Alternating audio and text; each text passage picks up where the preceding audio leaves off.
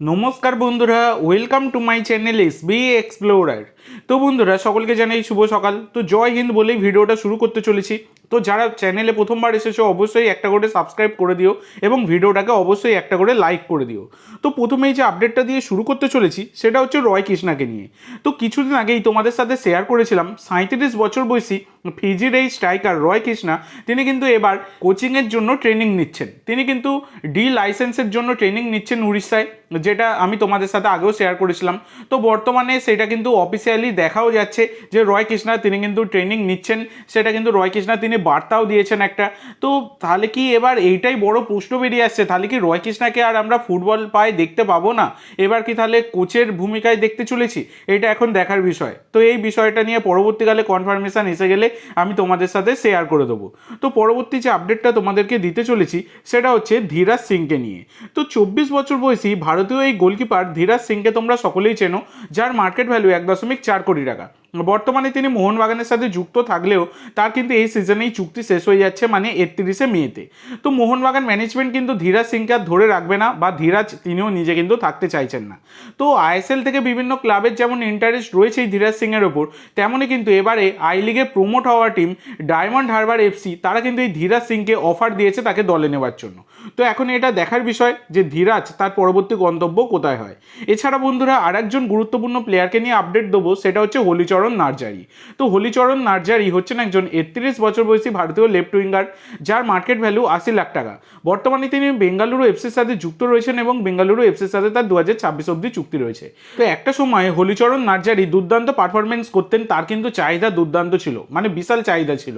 যখন তিনি কেরালা ব্লাস্টারে ছিলেন, তারপর তিনি হায়দ্রাবাদে যখন গিয়েছিলেন, তারপর অতিরিক্ত চোট পেয়ে তিনি কিন্তু খেলা থেকে হারিয়েই গেলেন বলা যায়। বর্তমানে তিনি কিন্তু গেম টাইম একদমই পাননি। তো এই হলিচরণ নার্জারি তাকেও কিন্তু ডায়মন্ড হারবার এফসি দলে নিতে চাইছে এবং তাকেও কিন্তু একটা বড় অফার দিয়েছে। তো দেখা যাক পরবর্তীকালে এই বিষয়ে কোনো রকম আপডেট পেলে আমি তোমাদের সাথে শেয়ার করে দেবো। তো পরবর্তী আপডেটে যাওয়ার আগে তোমাদের সকলের কাছে আমার একটাই অনুরোধ, যারা যারা চ্যানেলে প্রথমবার এসেছো একটা করে সাবস্ক্রাইব করে দিও। তোমরা সাবস্ক্রাইব করে রাখলে পরবর্তী ভিডিও বানানোর মোটিভেশন অনেক বাড়ে, সেই জন্য অবশ্যই সকলে একটা করে সাবস্ক্রাইব করে দিও।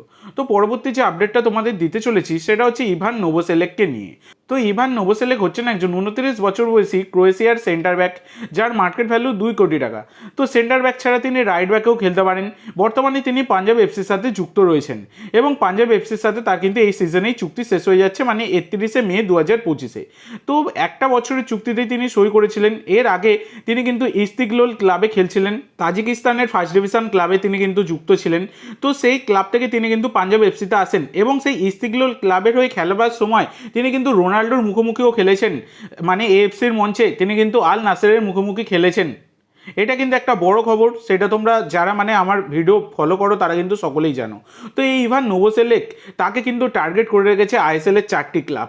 এই রকম কিন্তু আপডেট বেরিয়ে আসছে, আইএসএলের বিভিন্ন ক্লাব কিন্তু এই ইভান নোভোসেলেককে দলে নিতে চাইছে। তো একজন দানব প্রকৃতির বলতে গেলে ডিফেন্ডার, মানে তার চেহারা তোমরা সকলেই দেখেছো, কেউ যদি ধাক্কা খায় ছিটকে গিয়ে অন্যদিকে পড়বে, সেই রকম ব্যাপার। তো এবার দেখার বিষয় এটা, সেই আইএসএলের 4টি ক্লাবের মধ্যে কারা রয়েছেন, কারাই ইভান নোভোসেলেককে দলে নিতে চাইছেন। তো পরবর্তী যে আপডেটটা তোমাদেরকে দিতে চলেছি সেটা হচ্ছে মেহতাব সিংকে নিয়ে। তো 26 বছর বয়সী ভারতীয় ডিফেন্ডার মেহতাব সিংয়ের খবর তোমাদের সাথে অনেক আগে থেকেই শেয়ার করছি।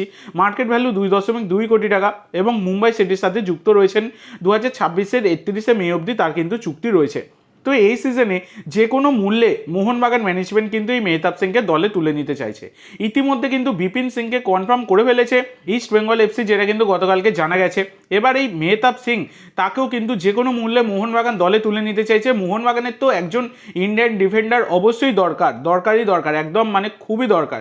তো সেক্ষেত্রে এই মেহতাব সিং তার জন্য কিন্তু মানে ট্রান্সফার ফি প্রায় 3 কোটি টাকা অবধিও কিন্তু উঠতে পারে। এবার তোমরা জানো বন্ধুরা যে মোহনবাগান ম্যানেজমেন্ট কিন্তু ট্রান্সফার ফি নিয়ে কোনো দিকেই মাথা ব্যথা করে না।